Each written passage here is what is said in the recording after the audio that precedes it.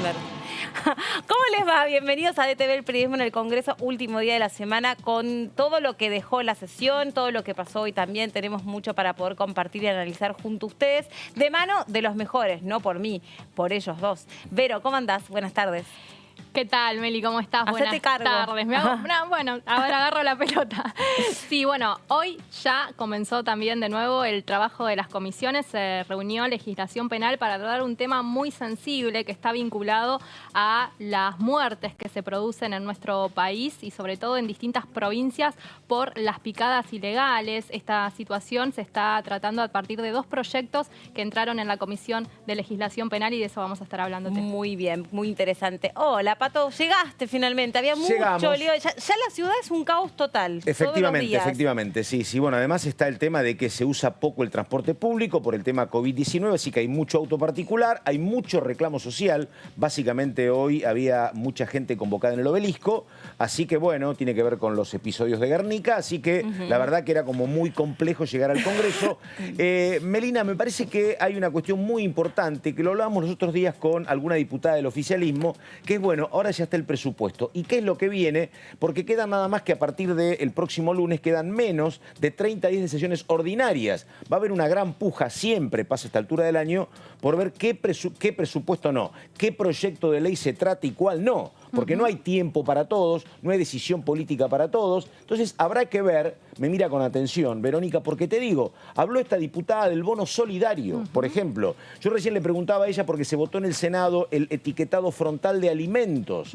Está el tema del bono solidario, hay varias cuestiones. El tema del IVE, por ejemplo. ¿Qué va a pasar con el IVE? Y proyectos que vienen dictaminados, que vienen con sanción del Senado, también como la Policía Federal, ¿no? La transferencia que hace el gobierno, que se hace a la capital federal por la Policía Federal, eso también está para tratar en agenda. Y la ley de moratorias que vino con modificaciones. Y un tema muy importante, porque hoy era tapa de algunas ediciones online, habló Alfredo Cornejo, diputado radical, presidente de la UCR, mendocino. ¿Qué dijo él?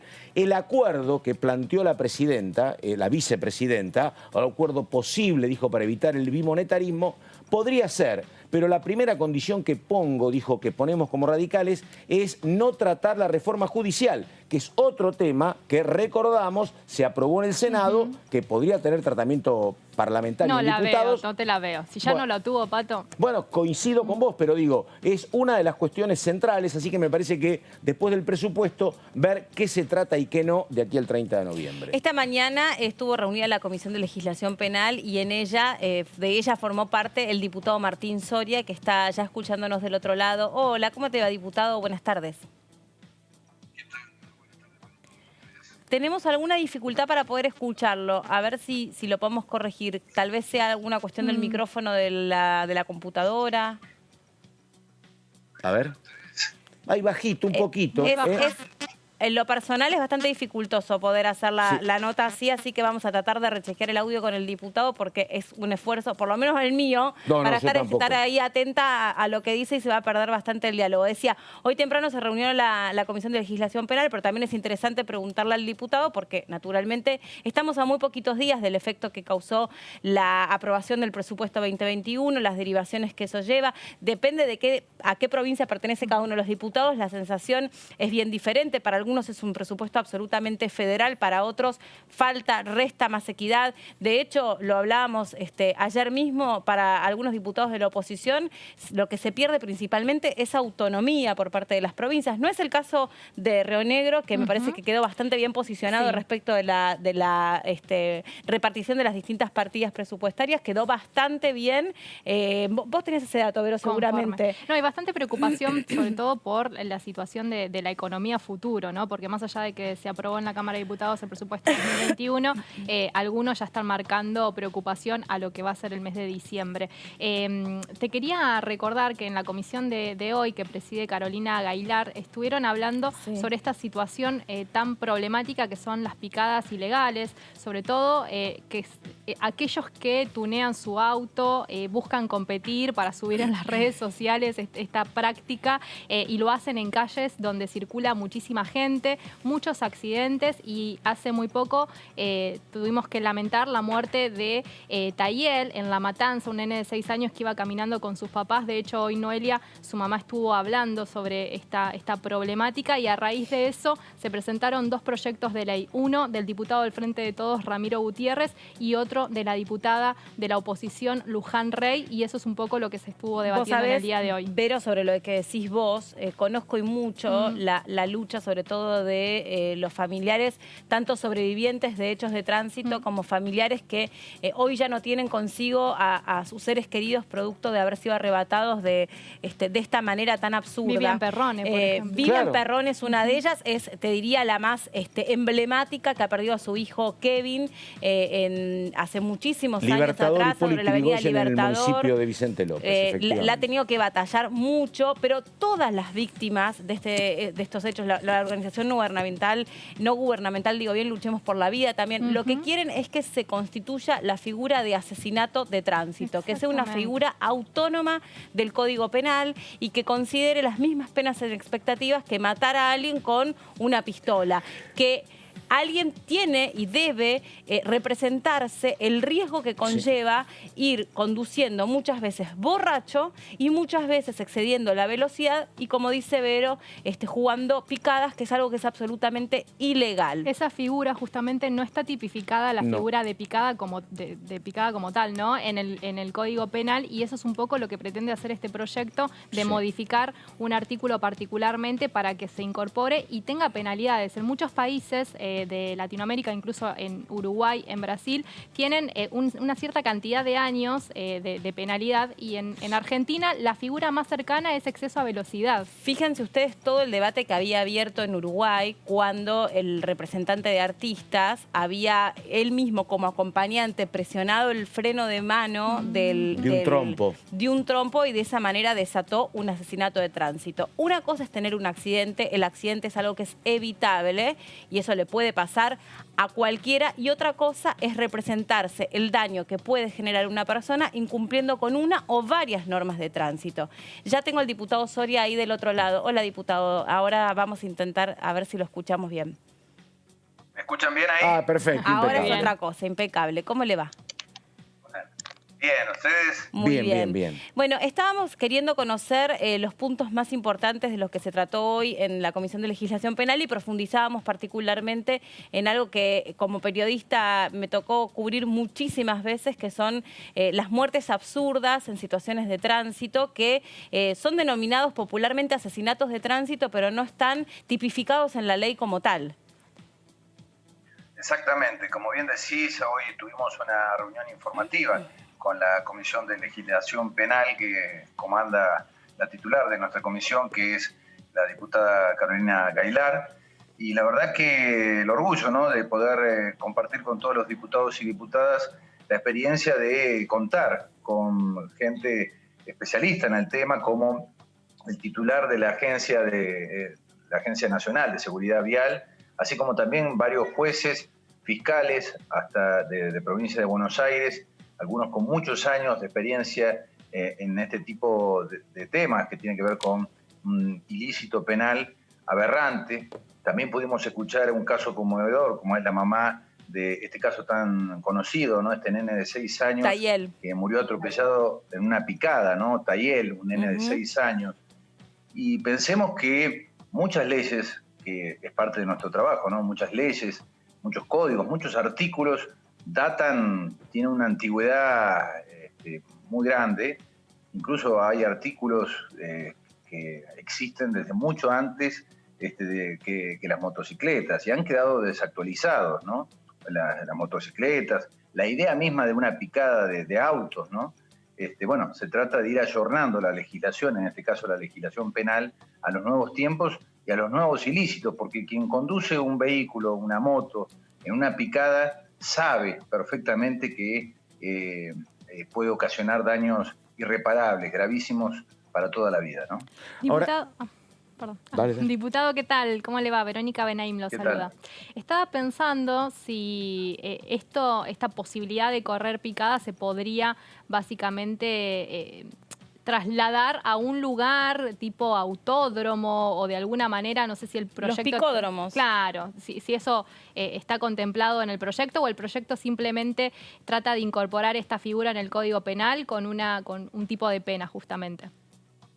A ver, los dos proyectos que analizamos hoy fue uno de la diputada María Luján Rey, sí, de la diputada Rey, y otro de Ramiro Gutiérrez. A ver, básicamente se centra en la modificación de artículos del Código Penal, el artículo 84 bis, el 94 bis, algunos hablan del 192, 193, no está previsto, por lo menos en la reunión de hoy, quedamos en seguir avanzando, analizando todas las posibilidades para unificar incluso ambos proyectos, porque la idea es revertir esta situación en la que está hoy la Argentina, ¿no? Escuchábamos al titular de la Agencia Nacional de Seguridad Vial y las estadísticas, los datos que dio tanto el titular de la Agencia de Seguridad Vial como los juez de casación penal, ¿no? 7.000 muertes al año, por tipos de accidentes, distintos tipos de accidentes de tránsito. Mientras en el mundo se ha logrado reducir casi el 50% de los accidentes de tránsito, sobre todo aquellos que pueden ser evitables, ¿no? Como aquellos picadas de autos, de motos. En la Argentina, en los últimos años no hemos logrado reducir la cantidad de víctimas fatales por este tipo de hechos. Diputado, así que básicamente se trata de eso. Diputado, una consulta política, porque esta semana se terminó votando, por lo menos en diputados, el presupuesto 2021, y hoy escuchaba a un ex viceministro de Economía que decía que él entiende la abstención de la oposición, pero que él consideraba que incluso Juntos por el Cambio debería haber acompañado esto, cosa que ocurre en muy pocas oportunidades, porque decía, está estableciendo un déficit de 4.5 después de una pandemia, es un buen número, dice, pero incluso es un déficit menor que el que tuvo el gobierno de Cambiemos en su gestión allá por el año 2017-2018. La pregunta es, ¿cómo toman ustedes como oficialismo esta abstención? ¿Les pareció un gesto para evitar el rechazo o hubiesen pedido un mayor acompañamiento? A ver, la abstención de las diputadas y diputadas del PRO, de Macri, en definitiva, Cambiemos, como queramos llamarle, yo lo dije en mi discurso, en la previa a la aprobación del proyecto de presupuesto para el año entrante. Hacen como Poncio Pilatos, lavándose las manos. Lavarse las manos es lo que hicieron y de ahí la lamentable actitud de no acompañar, ¿no? Y abstenerse de acompañarnos y ayudarnos a solucionar, a sacar a la Argentina adelante de esta terrible situación que no es solamente la pandemia, porque la pandemia la venimos padeciendo en el mundo entero y en la Argentina desde marzo. Pero el 10 de diciembre del año pasado, cuando asume el gobierno del presidente Alberto Fernández y de nuestra vicepresidenta, el gobierno del Frente de Todos, la situación económica y social y financiera en la que dejaron a la Argentina estos irresponsables no tiene nombre. Pensemos, yo lo digo siempre, lo dije también en mi discurso, cuando hablaba de esto de lavarse las manos, ¿no? Es la sensación que te queda. Sí. Diputado... Endeudaron a la Argentina, a la Argentina 3 veces más rápido que la última dictadura militar, la más sangrienta. En 1976 los gobiernos de facto tomaron endeudamiento externo, endeudamiento en dólares, ilegal también como el gobierno de Cambiemos, pero a un ritmo de 10.000 millones de dólares por año. Macri tomó un endeudamiento de 30.000 millones de dólares por año. La irresponsabilidad de esta gente es enorme y en vez de ayudarnos a sacar a la Argentina del pozo en el que la sumergieron, deciden abstenerse. La verdad que una actitud inentendible, sobre todo con un presupuesto que si uno analiza partida por partida, es impresionante porque después de mucho tiempo... Sí, te escucho. Ellos marcaron como una posición de abstención en el sentido de marcar una cierta responsabilidad y otorgar gobernabilidad y no votar en contra. Hubo años anteriores donde directamente se retiraban del recinto cuando eran oposición. ¿No cree que hay como una evolución en ese sentido? Yo te pregunto a vos qué harías si un presidente toma deuda ilegítima sin pasarla por el Congreso. ¿Vos no te retirarías del recinto? Yo te pregunto, ¿qué harías vos si un presidente manda a espiar a los ministros por teléfono? ¿No te retirarías? ¿No votarías en contra? ¿No alzarías la voz? Bueno, votaría en contra. No tal vez, no sé. Hay que votarla a ver qué hace. Hay que votarla a ver qué hace, diputado. Sí. Cuando tenga la banca fueguina, yo le voy a contar. Yo le voy a contar cuando tenga la banca fueguina. No, de todos modos, más allá del debate sobre si es ilegítima o no ilegítima la deuda contraída, me parece que esto que señalaba Vero, nosotros lo venimos, sobre todo hablando con distintos diputados y diputadas de gran parte de la oposición, y ellos dijeron que lo que encuentran son algunas inconsistencias en el presupuesto, pero como señalo, como gesto político, era valioso ir por el respeto de este presupuesto 2021, acompañando, marcando diferencias, pero acompañando. No es la misma ficha política aquellos que lo rechazan, como es el caso, sobre todo, que ya era como una respuesta anunciada de la izquierda, más otros diputados de la oposición, a donde dijeron directamente estamos en las antípodas, no queremos votar un presupuesto como este, que deja de lado sobre todo la cuestión más de gasto social, que no está prevista en esta cuestión, en un contexto pandémico y en un contexto muy difícil que nos va a venir, sobre todo el año que viene, independientemente de que llegue o no llegue la vacuna. Es que precisamente abstenerse es tomar una actitud intermedia que no conduce a nada. Es ser un tibio. ¿Y por qué digo esto? Porque además mienten. Fíjate que se pasaron toda la sesión del presupuesto hablando de las tomas ilegales y tratándonos de usurpadores.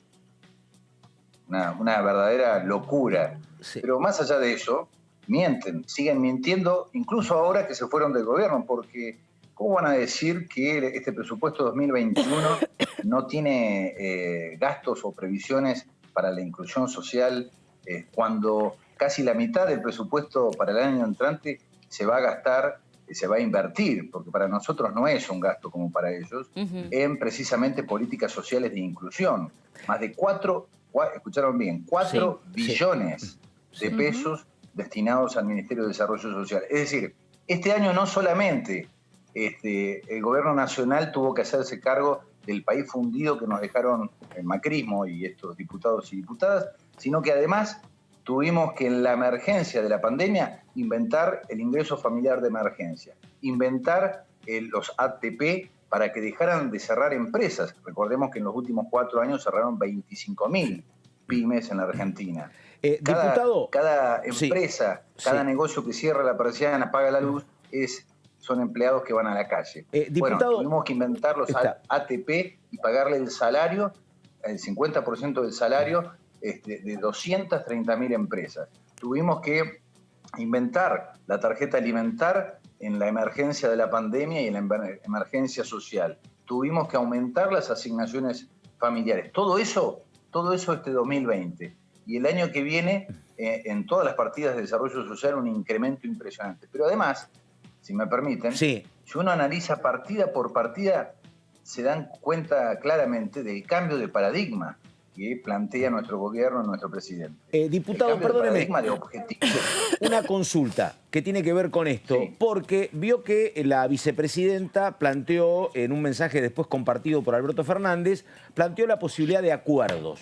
Un acuerdo, dijo, entre otras cosas, para terminar con el bimonetarismo, que es necesario que participen los partidos políticos, sectores empresarios, sectores mediáticos. Yo lo escuché a su comprovinciano, a Miguel Pichetto, diciendo que compartía parte de este mensaje. Y hoy habló Alfredo Cornejo, presidente del radicalismo, que dijo, si se retira la reforma judicial, podemos hablar de algún acuerdo. Digo, esto no lo va a resolver solo Soria, usted integra un colectivo, son muchos diputados, pero digo, ¿cómo lo ve al acuerdo y cómo ve el condicionamiento de Cornejo? No entiendo que tendría que ver la reforma judicial con sentarse a acordar políticas de Estado, sobre todo después de la crisis que nos dejaron, ¿no? Pensemos solamente, como decía hace un rato, en el nivel de endeudamiento. Me parece que acordar políticas es el camino de la democracia que nos plantea la democracia y sacar a la Argentina adelante. Ahora, anteponer a ese diálogo, no presentar algunos temas como la reforma judicial, como si la justicia anduviera tan bien, ¿no? Claro. Yo soy uno de los denunciantes de la mesa judicial de Mauricio Macri. ¿Ah, sí? No me van a contar a mí Claro. lo que sucedió en los últimos 4 años con la mesa judicial de Macri, cómo presionaron jueces, fiscales, y que antepongan el tema de la reforma judicial para ver si se van a sentar a dialogar y a acordar políticas de Estado como es la que planteó la vicepresidenta de la Nación. No me parece adecuado, ¿no? Es como lo que hablábamos recién, sí, ¿no? Esto de ir al recinto y abstenerse. Claro. Igual, no es un ni igual blanco, ni negro. yo estoy pensando, si fuera gobierno y tengo que ir Claro. con un presupuesto, presentar un presupuesto y sobre todo mostrarle este presupuesto de pronto al Fondo Monetario Internacional, prefiero ir con un grupo de tibios, como lo llama usted, que respaldan el presupuesto, que con un grupo de férreos opositores que me están cuestionando por todos lados, me están diciendo que mi presupuesto es un colador que está lleno de agujeros. Si yo fuera no gobierno. es un colador. Pero yo no digo que lo sea, ¿eh? No, yo no digo que lo sea. Digo que si yo fuera gobierno, prefiero... No, porque quede claro, porque después tenemos problemas todos. No, yo no digo que lo sea, no tengo ningún elemento técnico incluso para emitir una opinión sobre si es bueno o mal presupuesto, si está forzado, si tiene atisbos de realidad o de fantasía. Yo no opino sobre eso. Digo, si fuera gobierno, tal vez prefiero que me respalde el presupuesto un conjunto de tibios, como sí dijo usted, que un conjunto de férreos opositores que pudieran cuestionarlo desde el rechazo. ¿Se entiende lo que quiero decir? Sí. A ver, creo que tiene que ver con una postura. Nosotros, el compromiso con el pueblo argentino fue sacar a la Argentina adelante, volver a dinamizar la economía y generar mano de obra, sobre todo después de la Argentina que nos deja Macri el 10 de diciembre. Y si uno analiza el presupuesto y ve partida por partida, por ejemplo, les pongo un ejemplo, yo soy diputado por la provincia de Río Negro. El presupuesto para el año que viene contempla más de 77 obras para distintos municipios de la provincia.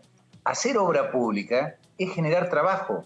Como nos gusta decir a los peronistas, es transformar la realidad. Bueno, por eso acompañó el oficialismo rionegrino, ¿no? Trabajo. ¿Cómo? Por eso acompañó el oficialismo rionegrino, ¿no? Los diputados del partido oficialista en la provincia acompañaron por eso, digo. Ahora, la crítica también, y si bien es real lo que está diciendo, es cómo generar esa inversión. ¿De dónde? ¿Con qué herramientas? ¿Con qué herramientas? Sí. No, se supone que cada peso que hay en el presupuesto, vos... a ver, yo te hablo de la experiencia. Sí, pero hay que ver lo que va a pasar en el medio. A ver, esperemos que este mundo que hoy vivimos mejore, ¿no? Ojalá. Que termine esta pandemia. El problema en definitiva es dónde nos va a encontrar el año que viene a cada uno de nosotros. A ver, la otra noche, la madrugada, después de debatir todo el día, yo se lo decía a los diputados diputados y diputadas de Macri. El día de mañana, cuando Dios quiera, ¿no? La pandemia pase, el COVID pase, y solo sea un triste recuerdo, cuando había, seguramente nuestros hijos y nuestros nietos nos van a preguntar qué hicimos nosotros, como representantes del pueblo y de las provincias argentinas, qué hicimos nosotros para sacar a la Argentina del colapso económico y financiero que heredamos el 10 de diciembre, al que se sumó esta pandemia sanitaria mundial. Y por eso hablaba yo y les explicaba que me parecía medio tibio el acompañamiento, sobre todo lavándose las manos y no haciéndose cargo, ¿no? De la Argentina que nos dejaron. Pensemos que en este presupuesto, por ejemplo, contiene un aumento en la partida para salud pública de casi el 35%. Cuando este 2020 ya aumentamos esa partida, producto aumentó de la un 2% pandemia, más de un 92%. Diputado... A ver, este presupuesto contempla pagar para 23 millones de argentinos la vacuna contra el COVID. ¿No les parece que merecía un poco más que una abstención? Diputado, perdóneme, una pregunta muy puntual que tiene que ver con esto. Yo, si mal no recuerdo, hablamos con usted allá por abril o mayo, empezaba el tema del COVID, Le pregunté a usted puntualmente por su ciudad, por Roca. Si no me equivoco, Roca tiene más o menos 100.000 habitantes. Y usted dijo, tenemos, que me llamó la atención, 11 camas disponibles para terapia intensiva. Eran 11, 12 o 13, ahí estamos. Pero siempre me quedó presente la cifra. Yo pensé, después era más o menos un promedio, era más o menos el promedio de cualquier ciudad en la República Argentina. La pregunta es, ¿cómo lo fueron llevando en estos 8 meses? ¿Alcanzaron las camas? ¿Hubo que multiplicarlas? ¿Cómo los trató el COVID ahí en Roca y en Río Negro?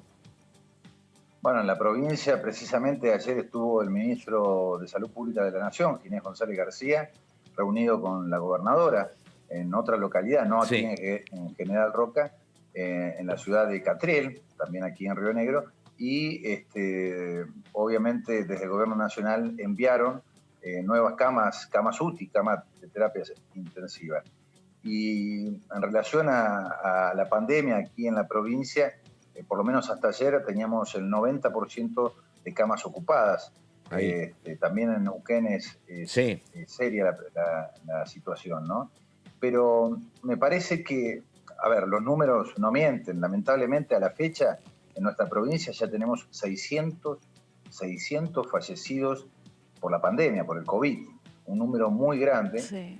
Y contrastar con las realidades de otras provincias. Por ejemplo, estaba viendo la provincia de La Pampa. Sí. Hasta ayer creo que había 30 fallecidos, ¿no? Fíjate vos la diferencia. La Pampa, pegado acá a la provincia de Río Negro, 30 fallecidos, nosotros 600.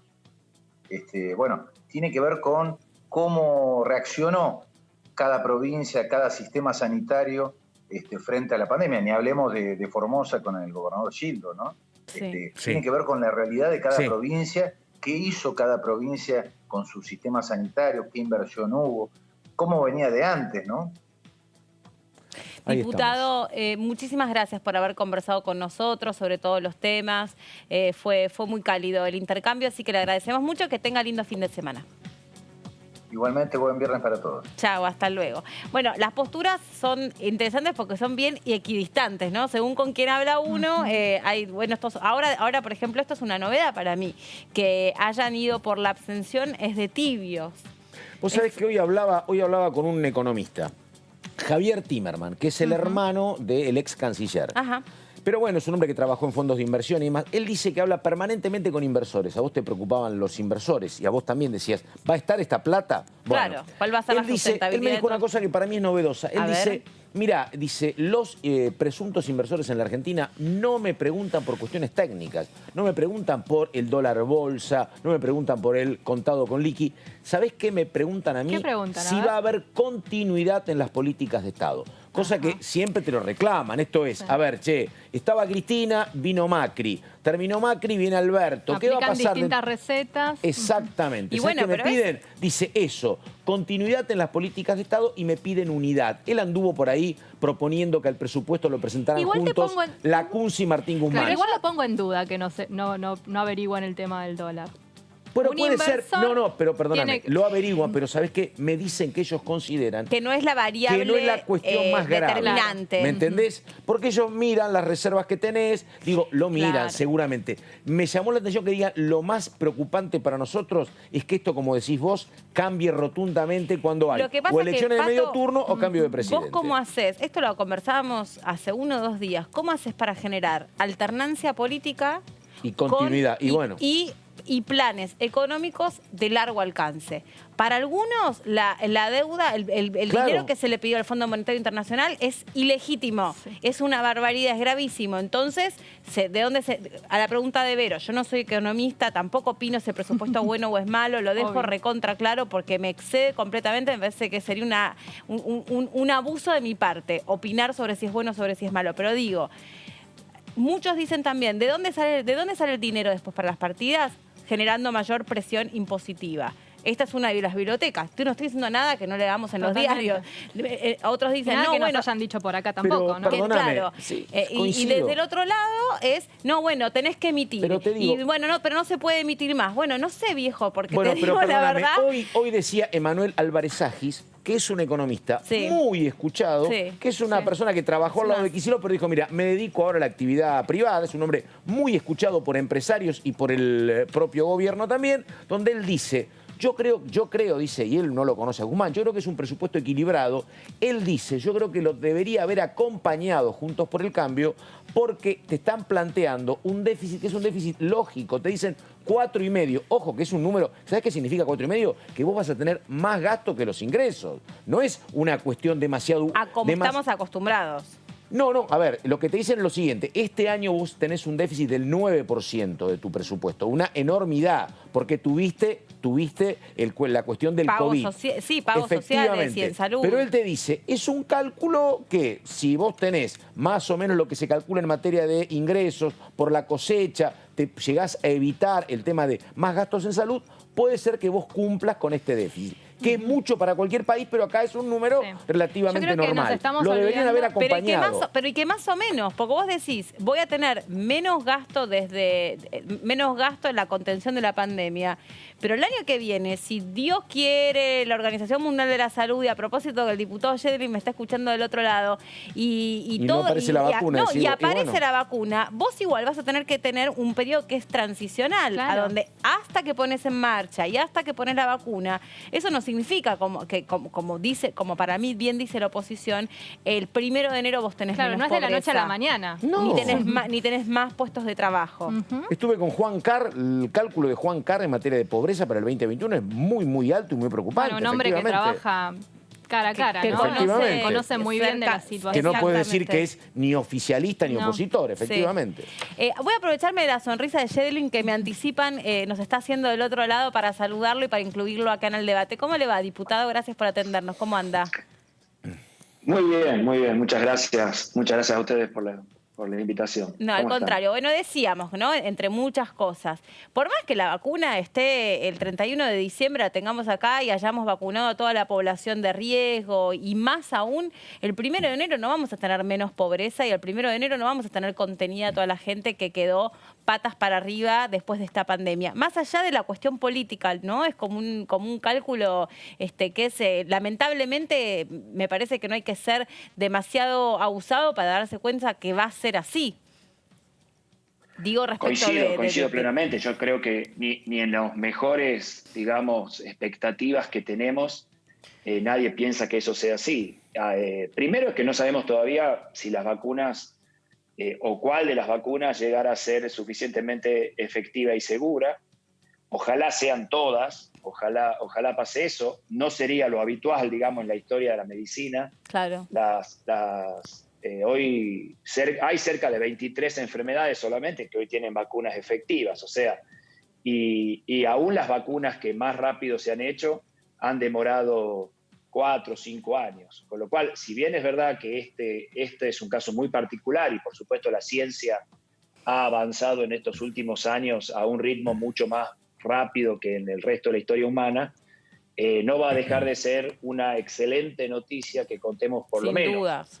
Con alguna de las vacunas que hoy están en cartera, en fase 3, para por lo menos lo que se dice es generar una vacuna que sea lo suficientemente segura y efectiva, por lo menos para ir vacunando en un puente a aquellos grupos de mayor riesgo, sobre todo al personal trabajadores de salud, es el que atiende estos casos, y posiblemente los mayores de 65 años. Nosotros, en el presupuesto que votamos el otro día, hemos destinado cerca de 14.000 millones de pesos que ya están guardados y predestinados a la compra de las supuestas vacunas que sean efectivas. Aproximadamente se calcula que vamos a comprar 9 millones de dosis. 9 millones de dosis es más o menos lo que compramos de vacuna antigripal todos los años. Incluye al personal de salud, a los grupos de riesgo, que a diferencia de este caso en gripe, vacunamos también a los chicos de 6 meses a 2 años, que en este caso no serían grupos de riesgo para COVID. Claro. Así que, ahora, aunque quiero aclarar que hay algunas de las vacunas que están en la recta final que necesitan una logística de aplicación muy compleja y cara, porque la cadena de frío incluye vacunas que son frisadas a temperaturas muy bajas. Claro. Y entonces eso vamos a tener que montar toda una logística especial que va a dificultar también la colocación a todos los grupos. ¿Ese es otro dinero que se va a tener que contemplar, diputado? Y ese es otro dinero que digamos, si bien está contemplado... ¿O está dentro del presupuesto? En el programa, ya está. Lo que pasa es que en general la colocación de las vacunas depende de las jurisdicciones. O sea, si bien la compra y distribución de la vacuna depende del Ministerio de Salud Nacional, que ese es el presupuesto que hemos votado, el nacional, cada provincia está destinando presupuestos en sus propios presupuestos a lo que es la logística de la colocación de la vacuna. Me imagino que eso seguirá la misma lógica. Y eso deberá atenderlo cada una de las jurisdicciones. ¿Cómo juega o cómo va a jugar la ley que se aprobó ayer en el Senado de la Nación, el proyecto que se había aprobado y que ustedes habían trabajado mucho en la Comisión de Salud y que, bueno, ayer vio la luz de esta sanción para convertirse en ley? Bueno, es muy bueno porque le estamos dando al Ministerio de Salud de la Nación las herramientas que necesitaba para poder ir cerrando los contratos. Recuerden que hay varios mitos, digo yo, en este tema que conviene desmitificar. El primer mito es que como el proyecto de ley establece pautas de confidencialidad, se quiso decir que no vamos a conocer la fórmula de la vacuna y eso es totalmente falso. ANMAT, para registrarla, la tiene que conocer, no solamente la fórmula, sino todos los estudios y cuando se autorice, eso va a estar absolutamente validado por nuestra organización de control, que es el ANMAT.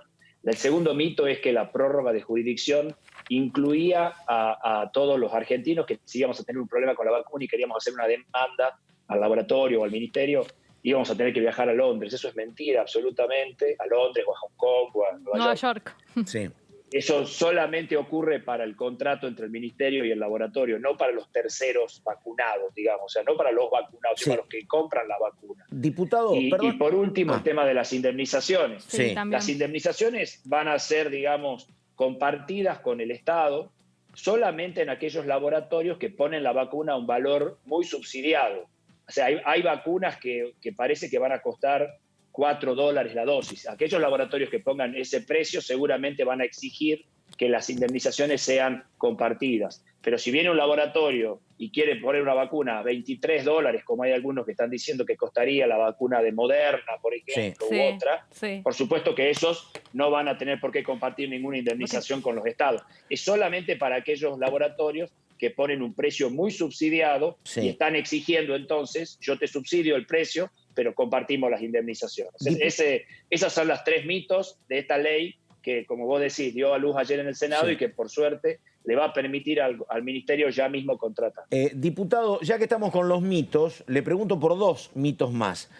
Porque esta semana, creo que fue ayer o antes de ayer, la vicepresidenta Cristina Fernández se reunió con el embajador de Rusia. Y hay tanta ansiedad que dice, no, lo que pasa es que se están reuniendo para discutir si puede haber alguna vacuna rusa. Primera cuestión. Y la segunda cuestión, un colega de un canal de televisión que dijo desde Gran Bretaña que ya estaba, que la vacuna inglesa ya estaba haciendo las primeras pruebas y que la íbamos a tener en cualquier momento.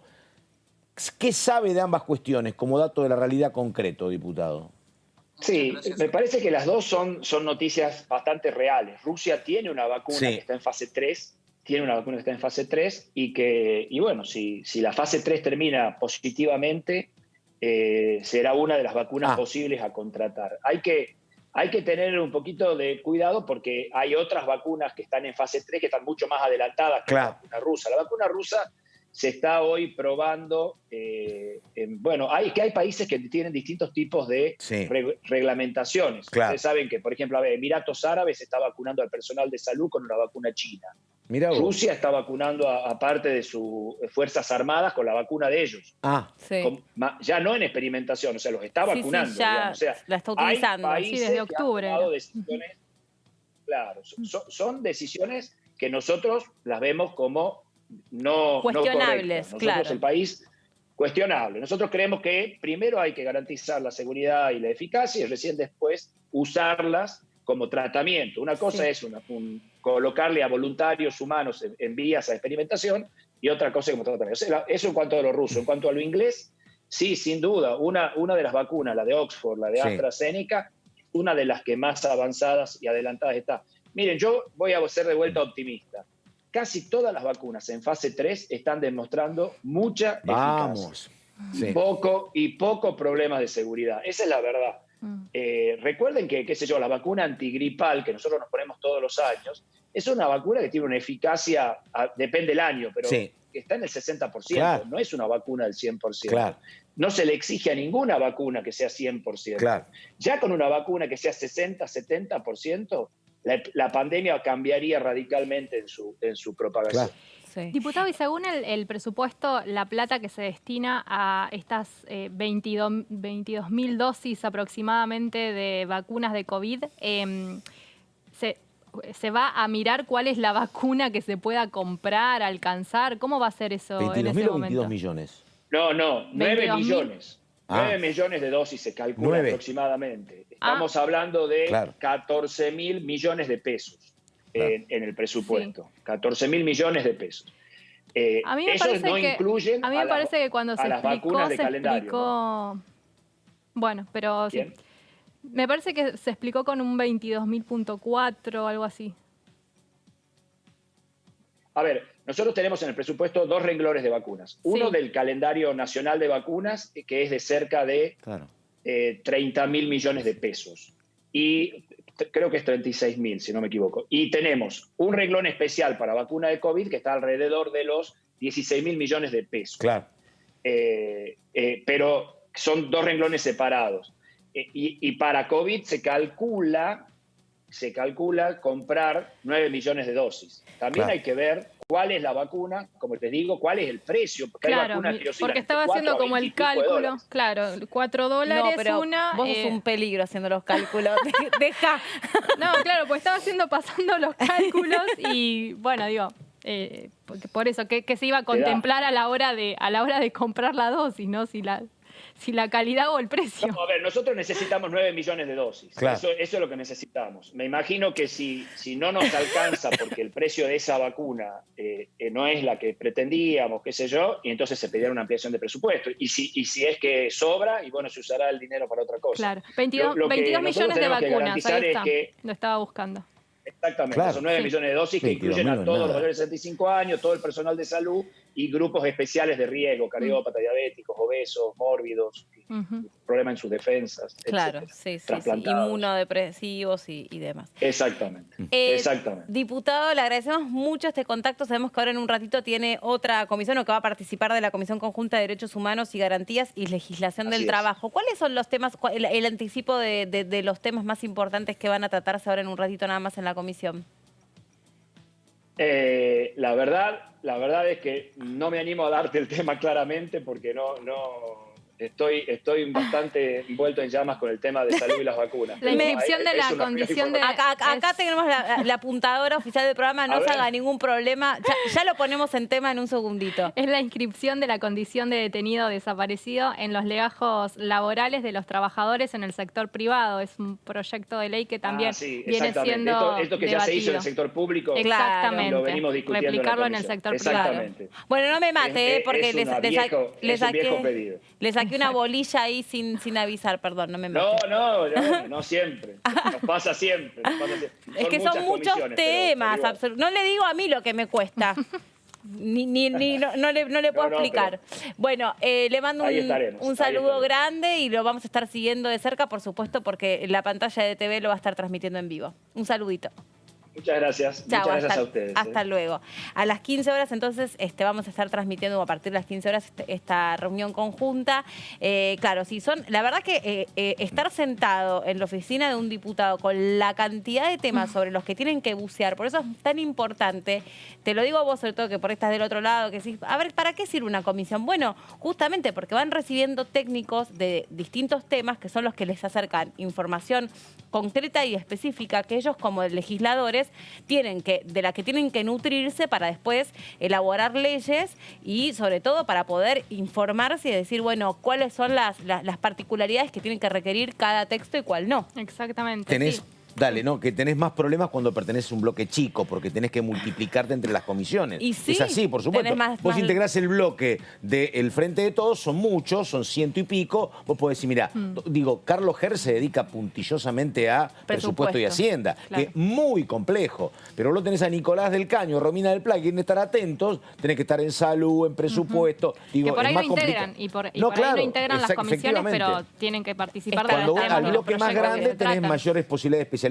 A bloques más chicos tenés Para menos posibilidades. eso es muy importante también la labor de los asesores. Exacto. ¿No? Los diputados generalmente están acompañados por asesores que técnicamente pueden seguir los temas y nutrirlos también, porque obviamente uno no puede estar en todos lados. Y la mayoría de ellos, además, me parece que salvo alguno, generalmente eligen 2 o 3 temas para manejar, ¿me entendés? Recién te lo explicaba Yeltsin, estoy en derechos humanos, pero mi tema es salud, ¿no? Obvio. Y después acompañas al resto. Por supuesto. No son efectivamente gente que pueda atender 6 temas a la vez. Ni que hablar. Exactamente. Sí, es yo siempre me parece que es muy interesante el rol de los jefes de bloque, que tienen que sintetizar y tienen que definir cuestiones, hablar sobre temas muy diversos. Eso te requiere un ejercicio intelectual complicado, efectivamente. Bueno, ahí está del otro lado José Luis Ramón. Jefe de bloque. Claro. Exactamente, y que está en algún lugar de nuestras queridas rutas nacionales. A ver, ¿por dónde anda? Bueno, míralo, no. Esta imagen es muy Osvaldo Laporte. ¡Epa! Es como esa onda.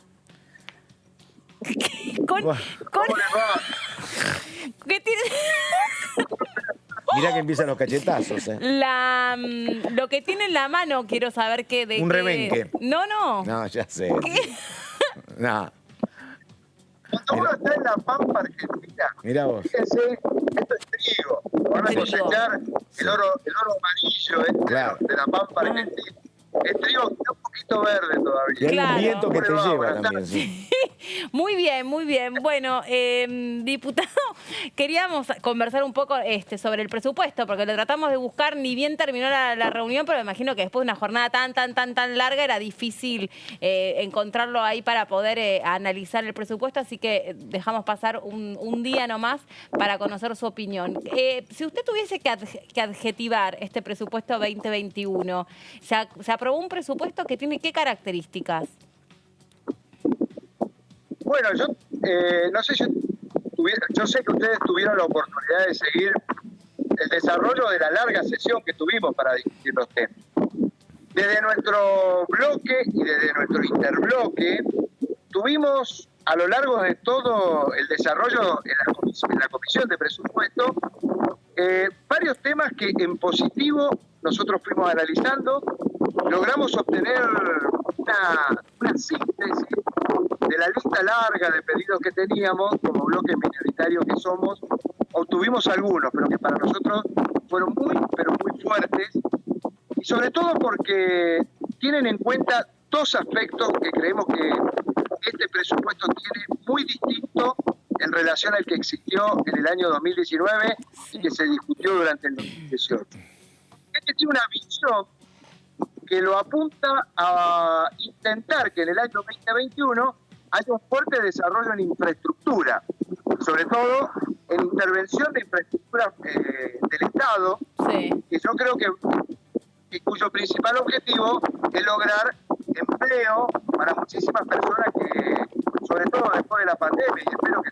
Escúchame, José Luis, hay un viento fatal. ¿Tenemos manera de ahí en tu estudio, en el estudio que te armaste, de poder, no sé, poner una protección al micrófono, algo? Tal vez un auricular, silencio, ¿no? Un auricular donde te pueda captar la voz. Hay que te asista tu camarógrafo. Mira. El camarógrafo, ustedes lo vieran cómo está, pobre, luchando. Ahí salió. Un poco más cerca y está mejor, dale. Ahí está.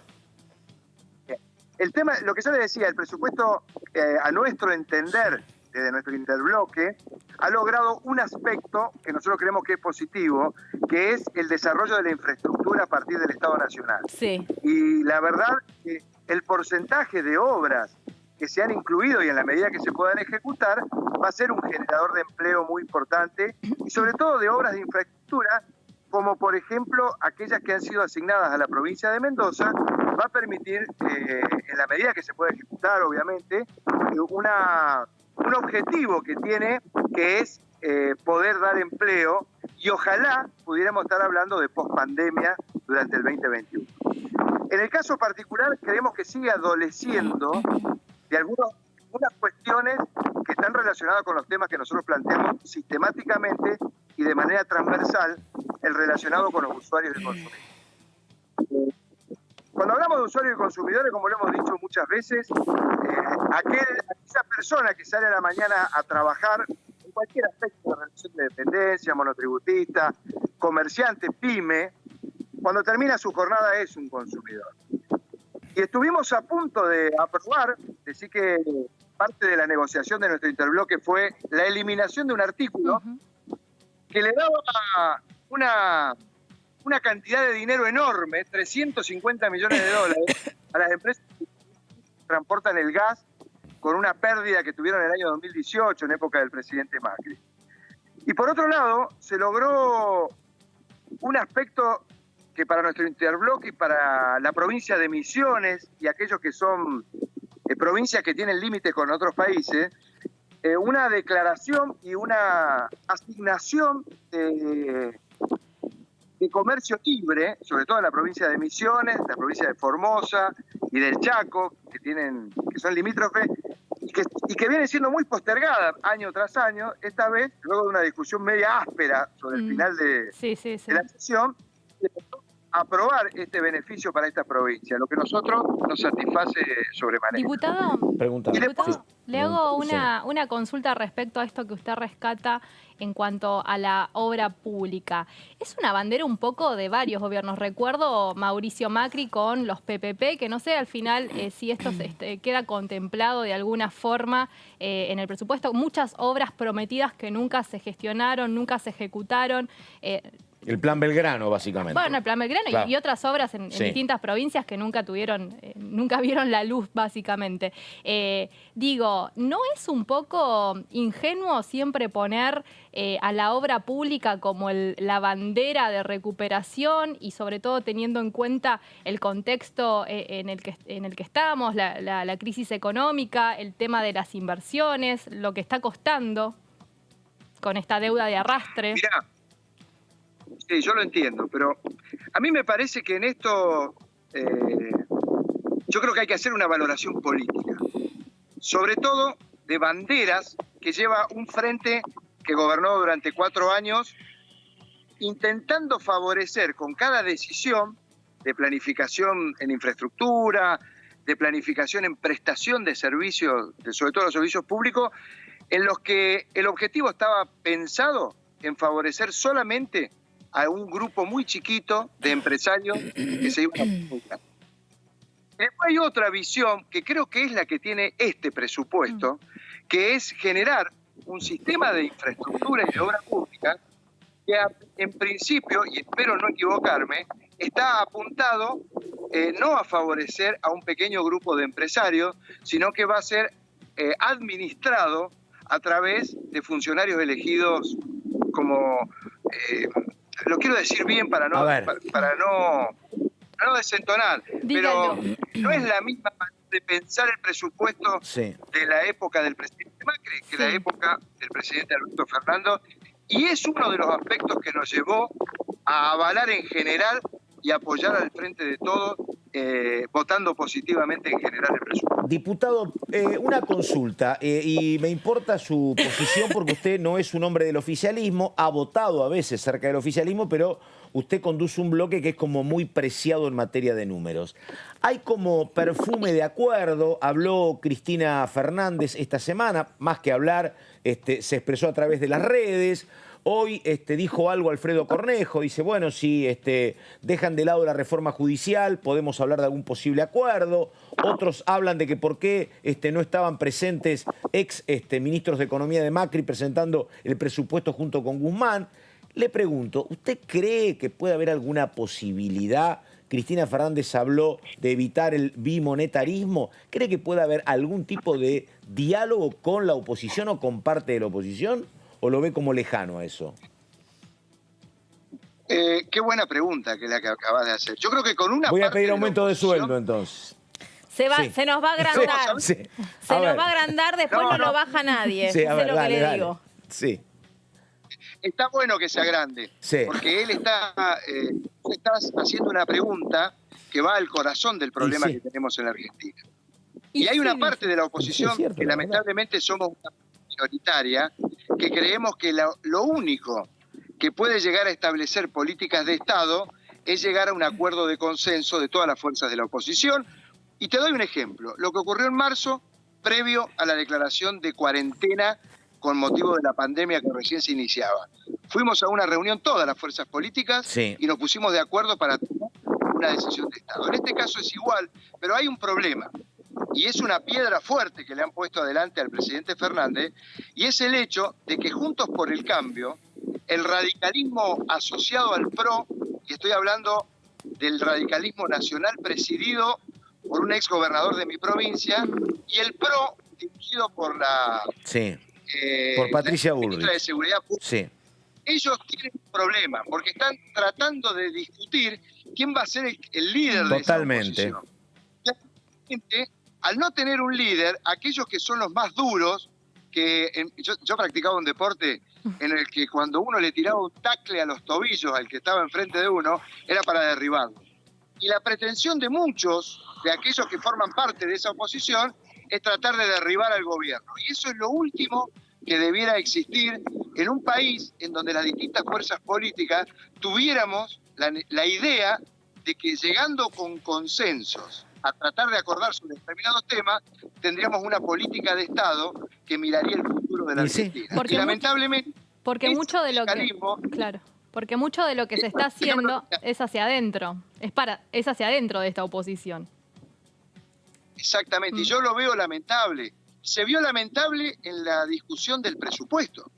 Es decir, eso de abstenerse, de apoyar o no apoyar el presupuesto, habla a las claras de esa furiosa interna que tiene esa facción política que está detentando a alguno de ellos ver quién es el que tiene más poder para enfrentarse con de la nación. Pero en algún punto me parece que también es, me parece a mí, es una opinión personal, pasa lo mismo. Me parece que es aceptable que frente a un tema tan sensible y tan importante como es el presupuesto 2021, haya algunos que necesitan manifestarse en el rechazo y algunos que comprendan que deben acompañarlo aún muy a su pesar, pero deben entender que en este tipo de cosas me parece que no hay que subestimar las diferencias adentro del bloque. Creo que son valiosas. No, de ninguna manera.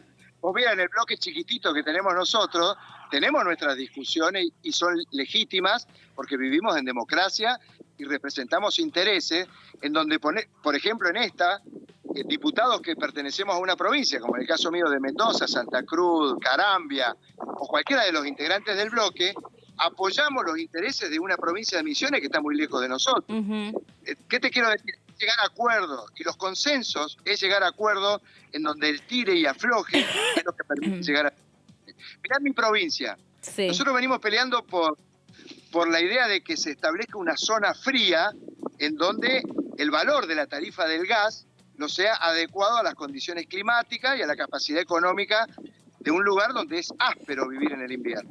Y sin embargo, el radicalismo de la provincia y nacional, liderado por este ex gobernador de Mendoza, el hombre, por no torcer la derecha de él, nunca apoyó, ni en el gobierno del anterior expresidente Macri, ni en este gobierno apoya el proyecto porque no quiere tener ningún tipo de vinculación con las fuerzas políticas que luchamos por él. Y que de haber su apoyo, probablemente hoy, en mi provincia, en Salta, en muchos de los municipios de la provincia de Buenos Aires, podríamos estar hablando de que a casi 1.300.000 familias estarían teniendo un beneficio que sería acorde con la capacidad económica y el lugar en el que vivimos. Sin embargo, el apoyo de esa fuerza política, de ese radicalismo PRO, que no es el radicalismo de verdad, es ese que acordó con el PRO, tienen intereses económicos que protegen ellos,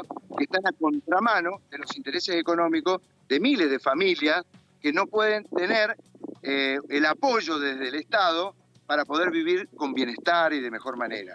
Y sería una política. Pero lamentablemente, bueno, ellos no quieren llegar a acuerdos. Y es lo que, a mi modo de ver, es un camino que vamos a tener que transitar en la Argentina, que va a llevar tiempo, y sobre todo el desprendimiento de ciertos egoísmos por intentar gobernar apaleando no estar de acuerdo. Entonces, por el cambio tiene un problema. Resolver eso le va a llevar mucho tiempo. Sí. Diputado, voy a cambiar la comparación. Ahora que estamos hablando con ese fondo, me da más Charles de la familia Ingalls. Así que lo dejo que siga ahí entre el heno y la paradera y nos reencontramos en algún otro paisaje, en algún otro momento. Usted ya sabe que habitualmente es columnista los viernes, trate de no ocuparse los viernes como para poder salir en nuestro programa. Ustedes saben que no les voy a pasar. Bueno, nos reencontramos en cualquier momento. Hasta luego. Ahora podríamos fundir al diputado con algún efecto o algo, Sí, porque sí. es como, no deja de sorprendernos el diputado Jamás. Ramos. Bien, ahora en un ratito va a reunirse, como les decíamos, la Comisión Conjunta de Derechos Humanos y Garantías y Legislación del Trabajo. Esto tiene que ver con disponer la inscripción de la condición de detenido desaparecido en los legajos laborales de los trabajadores víctimas del terrorismo de Estado que revisaban como personal en relación de dependencia del sector privado. Es un tema que va a ser uno de los centrales de esta reunión de comisiones, ¿no? Sí, ya lleva algunas reuniones esta comisión que preside Hugo Yasky y que básicamente también han pasado representantes de madres, abuelas de Plaza de Mayo hablando sobre este tema porque ya esto sucede en el sector público y lo que se pretende ahora es que el sector privado, sobre todo las empresas, puedan aplicar esta situación. Así que es un poco lo que establece en general este proyecto de ley y que veremos si logrará tener dictamen, porque ya viene con muchas reuniones donde ya se ha recabado información, ya más o menos hay un rumbo. Imagino que como es un plenario de comisiones, hoy saldrá dictamen y habrá que ver si finalmente se podrá aprobar antes del 30 de noviembre. Perdóname, el objetivo es que conste que fuiste un detenido desaparecido en los Exacto. legajos privados. Exactamente. ¿Y cuál sería el objetivo? ¿Está claro? Y transparentar la situación, la condición. Sobre todo la situación. Es un tema interesante, la verdad que me interesaría hablar porque, bueno, hay gente que a veces no quiere, algún caso que no quiere. Bueno, supongo que será... Y lo otro es que, la verdad, estaba sacando cálculos. Sí. La enorme mayoría de los que estuvieron en esa condición, hoy ya es gente que no es activa. Yo, ¿sabés que hoy pensaba lo Pero mismo? por supuesto, Que por queda supuesto. mucho menos, es un porcentaje menor. Es gente que está, el 90% está al filo de la jubilación. Puede quedar algún caso, Claro, es cierto. pero es mínimo, efectivamente. Pero bueno, nada. Pero la verdad que digo, no termino de entender. Debe tener alguna explicación, ¿no? Me parece. Yo creo que no debe tener que ver- ocultarlo. Pero bueno, pero nada. Creo que debe tener no que ver tener que esconderlo. con una demanda histórica de la importancia o el valor que tienen este tipo de Por cuestiones, no Sí, seguir haciendo de cuenta que escondiéndolo. no sucedió. Efectivamente, o que tenés un blanco, es como el caso del preso común, que a veces vos tenés un blanco en la vida y tuviste 6 años preso. ¿Y qué pasó? ¿Y por qué? Vos cerrás Exacto. un currículum, exactamente. Exacto, pero bueno, debe nada. ser, me imagino yo, estoy, la verdad que estoy como vos, estoy tratando de interpretar sobre la poquita información que tenemos, que naturalmente a partir de lo Debe que tener hoy que ver para trabajen, que, efectivamente. pero sabes que debe haber mucha situación de discriminación laboral en También, este sentido. claro, también, Entonces efectivamente. debe haber, Bueno, hay de como alguna toda manera, al transparentarlo, lo Claro. estás Y debe haber el caso visibilizando, particular ¿no? de gente que dice, mira, es mi vida, no quiero contarlo de pronto, ¿no? Pero bueno. Igual hay Y debe como ser una voluntario, mirada sí. de reivindicación en También. un punto también, ¿no? Y sobre todo con esta mirada en el derecho humano, en lo social, que se está haciendo en muchas situaciones, ¿no? Con Sí. distintos colectivos. Y imagino que tiene que ver un poco también con rememorar y poner en valor Sí. esa situación que Ahora, dolorosísima. dolorosa que atravesó esa persona en este Sí. contexto. Ahora, ¿no? perdóname. Y que en definitiva me parece que es importante que si esta situación se integra en un marco legal, también de alguna manera lo estás sobre ese contraste estás demostrando que eso no puede volver a pasar. Es una manera simbólica Sí. de decir también nunca más. Ahora, un tema que a mí me preocupaba, ahora que tenemos 2 minutos, porque vos mencionaste el nombre de Vivian Perrón y vos conocés Sí. el caso. A mí a veces la sobredosis legislativa me llama la atención. Digo, en el tema de las picadas, digo, la verdad hace falta otra vez. Digo, yo también era chico, hace 20 años que se legisla lo que vos planteabas, el tema de los picódromos. se ha intentado y se ha aplicado 20 veces. Digo, no hay leyes suficientes todavía. Es lo que a mí me cuesta entenderlo. Son como dos cosas distintas, porque lo que yo entiendo es que por un lado la situación de picada, ¿sí? El hecho de estar corriendo una carrera en un lugar y en un lugar que no está habilitado para ese fin, estar excediendo la velocidad, eso constituye un delito. Ahora, si vos en ese contexto encima cometés un crimen, eso muchas veces es considerado cuanto menos como un agravante, pero no es considerado de una manera como una figura autónoma. Si vos cometés un delito en esa circunstancia, entonces estás cometiendo un asesinato de tránsito. Lo que pasa es que ahí viene la cuestión desde la justicia, que te dicen que siempre es doloso, porque cuando vos salís a correr, no salís a matar. Entonces, es una discusión. Está bien, bueno, claro, pero es una discusión que como si la justicia tiene que pagar o no ganancias, ¿me entendés? Entiendo lo que va. Esto pero es lo vos que fíjate que, pero es lamentable. Vos fíjate que hace 45 días mataron a este nene en La Matanza. Y cada juez interpreta lo que quiere, efectivamente. Y cuánto, sobre todo en la provincia de Buenos Aires, uno conoce, es terrible. La ciudad de La Plata, el tema de las picadas, la ley on demand me asusta, ¿me entendés? No pueden... Pero, ¿sabés lo que me asusta? La ley on demand. O sea, aparece un caso, es así. Anotala, Meli. Pero es así. Por favor. Pero bueno, acordate del caso Bloomberg, ¿me entendés? Que después no sirve para nada. Porque hay un caso, entonces legislamos...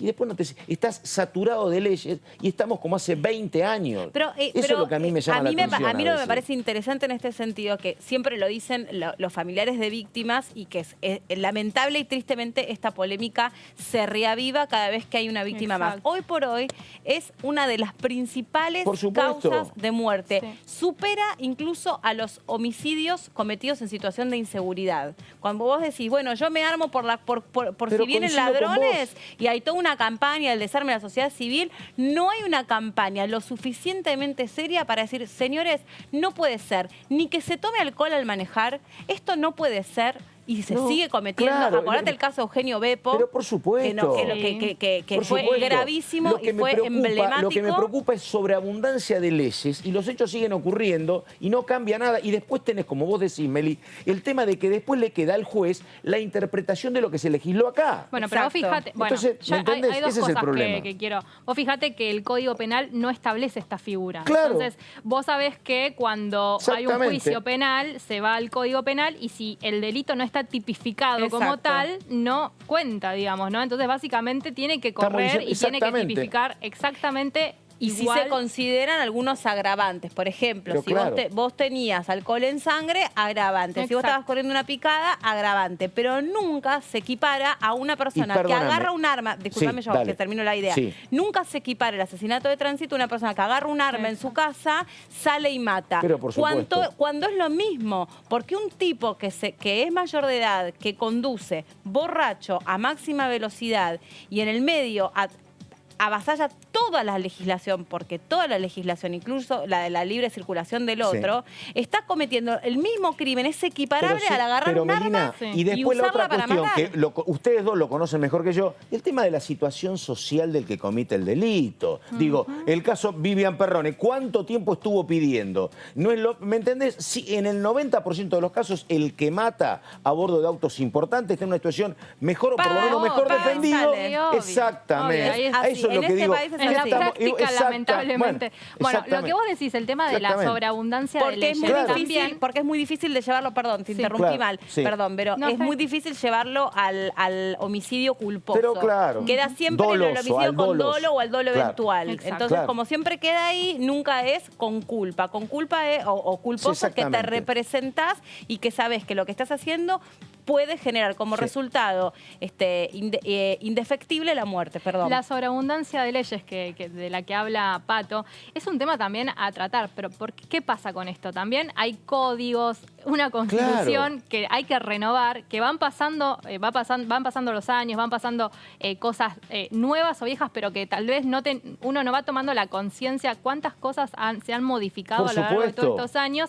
Entonces, ¿qué hace el Congreso de la Nación? De alguna manera, algunos parches a estos códigos y va modificando artículos distintos y por eso vemos que salen tantas leyes. La realidad es que hay que tomar una decisión política en serio, en un contexto así con el que estamos de crisis económica no la veo, pero una decisión política en serio y meter letra y modificar además, lo que hay que modificar y no además, tantas leyes, ¿no? Parte del delito y parte de la atracción, que por eso ocurre una picada fuera del autódromo, es justamente la práctica de la ilegalidad. Porque claro, ¿cuál es lo legal? Ir y contratar un autódromo y ir a correr, no. Pero ¿sabes qué pasa? Parte de la cuestión es justamente correr en una avenida donde no está permitido. Te quiero decir que con muchísima impotencia y muchísimo dolor cubrí innumerable cantidad de este tipo de crímenes de personas que, padres, madres, que venían y lloraban. Coincido. Y te cuentan las leyes y no los evitaron, efectivamente. Pero hace no mucho tiempo, te diré un mes atrás aproximadamente, viajando, venía desde la provincia de Buenos Aires hacia la capital federal,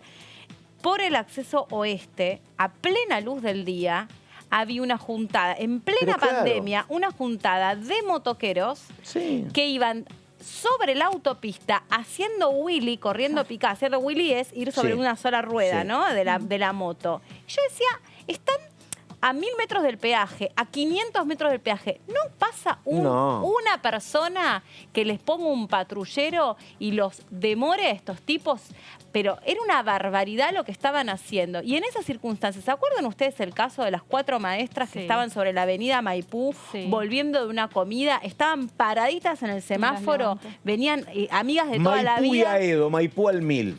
Y la llevó bestialmente puesto otro auto que venía corriendo picada y se mató una pobre mujer que venía de comer con las amigas. Cuando uno se mete en las historias 3 hijos adolescentes. Y se sale de la estadística, que siempre es fría y que es un numerito, y conoces las historias y decís, pero...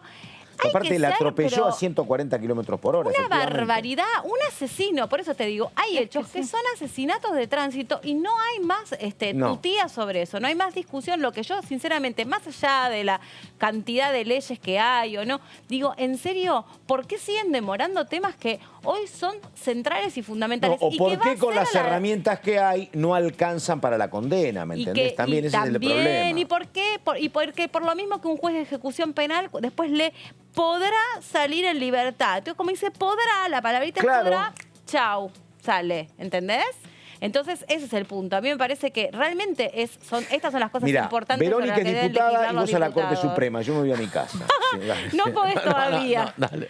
No podés todavía. No, igual no son anécdotas personales. Son cuestiones que tienen que ver con ponerle nombre y apellido a las cuestiones que después hablan los diputados.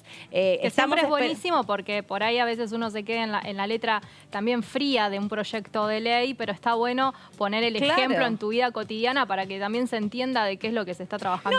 Y que es lo que verdaderamente después termina delimitando la sociedad en la que queremos vivir. Me preocupa la frustración, porque a veces parece, ¿me entendés?, que hay mucha energía puesta en un proyecto, se vota, se milita, está el proyecto votado y después no te arregló la vida. Ese es el otro problema, ¿me entendés? Porque hubo también antes, en el caso de Vivian, hubo otros proyectos de leyes mejorados y la cuestión siguió. Mirá el caso de los pibes que viajaban al viaje del Colegio Ecos. Exactamente. También un drama total que intentó por todo concepto y después siguieron deteniendo choferes de colectivo que viajaban alcoholizados, por ejemplo. Por ejemplo, y hemos asistido a cuántos accidentes. Perdón, yo no quiero decirle más accidentes, pues son hechos evitables. Y no son más accidentes. Y nosotros los periodistas también tenemos que cambiar la manera en la que nos dirigimos a este tipo de cosas.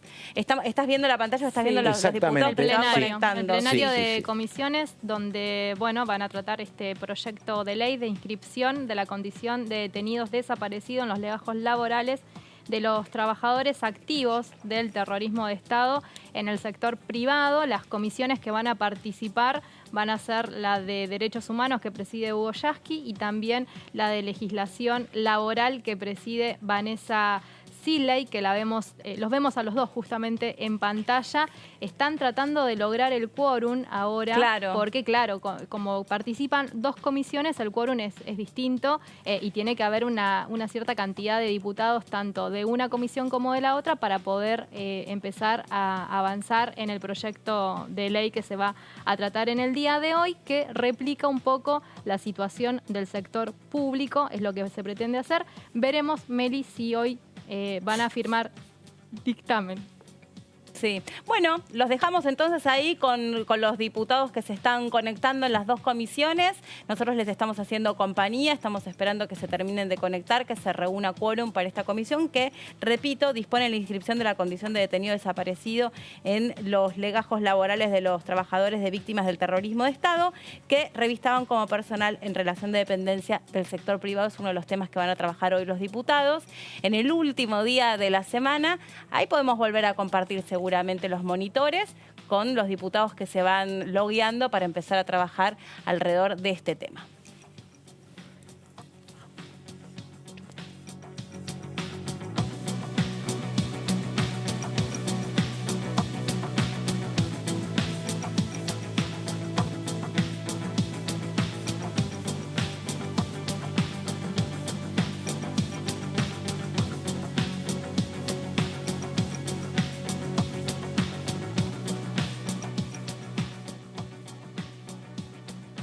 Bueno, mientras esperamos que se sigan conectando, hay que recordar, como veníamos diciendo reglamentariamente, que hay un número que tienen que tener las dos comisiones para poder alcanzar el quórum. El quórum es la cantidad de diputados conectados que se necesitan para empezar, bueno, conectados en este momento, ¿no? Si estuvieran presencial, sería de manera presente en la comisión para empezar a abordar un proyecto de ley.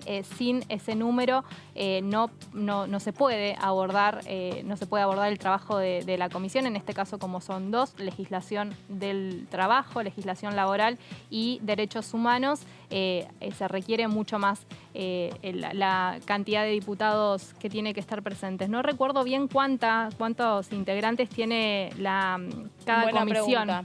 Sí, buena pregunta para saber cuánto para poder falta sacar bien el el cálculo de cuántos diputados tienen que estar presentes en cada una de las comisiones. Sobre este tema, me decía recién Belén, nuestra productora, sí, para refrescar la memoria, para acompañarlos hasta que empiecen a trabajar en esta comisión, expusieron madres y abuelas de Plaza de Mayo. Exactamente. Vinieron distintos referentes de distintas organizaciones. Estuvo Tati Almeida. Claro, que pidió que el proyecto se haga ley. Y bueno, también agradeció a esta comisión el trabajo. En ese momento estuvo presente en la Comisión de Derechos Humanos que preside Hugo Yasky. Bueno, dijo que hace 10 años se está trabajando en esta situación para devolver la identidad y actualizar los legajos, tras anunciar que también recibió en ese momento la documentación laboral de su hijo, que fue un hecho muy conmovedor. Así que básicamente es un proyecto de ley que abuelas y madres están pidiendo y mucho, y por eso se está avanzando en esta cuestión del derecho. Hay un tema muy interesante que tiene que ver con la respuesta del sector privado.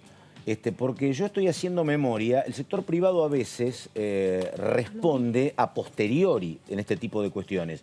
Yo recuerdo lo que pasó con el teletrabajo, que acá se votó, por ejemplo, sin ningún tipo de problemas, y después las centrales empresarias descubrieron que a ellos el proyecto votado los perjudicaba, presuntamente los perjudicaba, o que había artículos con los cuales no estaban de acuerdo.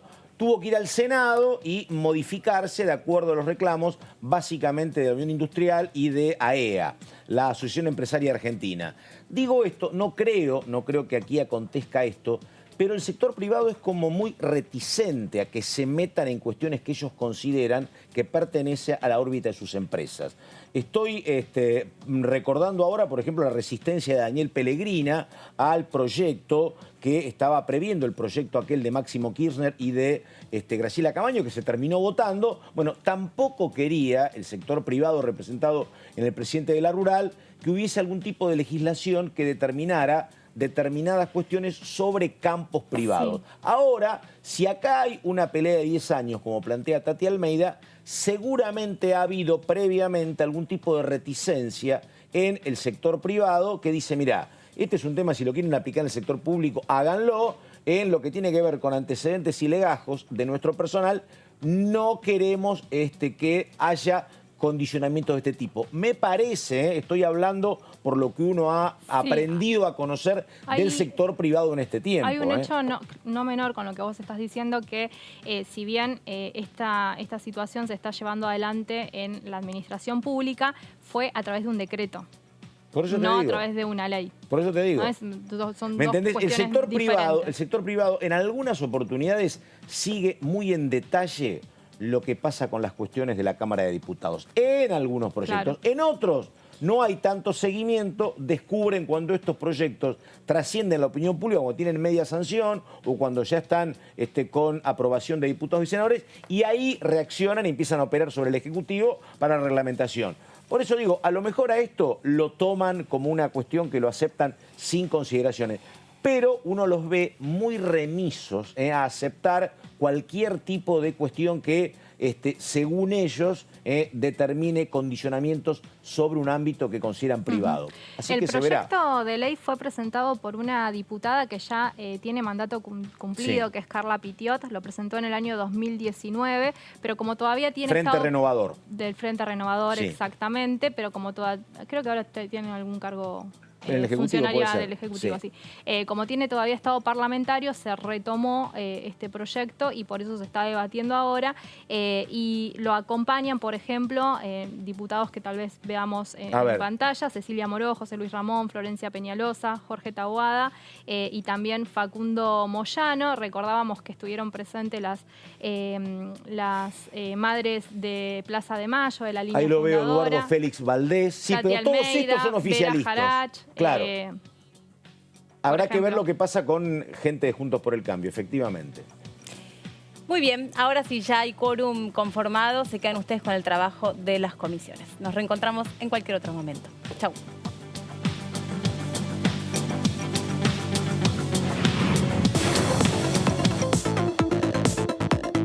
La voz de los diputados. La voz de las diputadas. La voz de la oposición. La voz de los que quieren cambiar la realidad. La voz de los que quieren una Argentina mejor. Tu voz en el Congreso. DTV, el periodismo en el Congreso, de lunes a viernes.